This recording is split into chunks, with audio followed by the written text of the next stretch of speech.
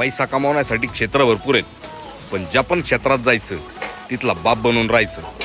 Hashtag उद्योजक.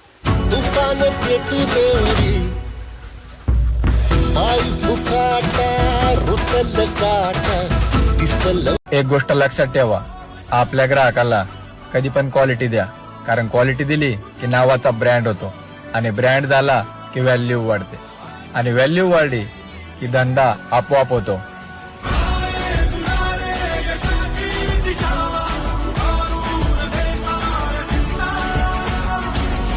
बाई कसे नंबर, बाई एक नंबर.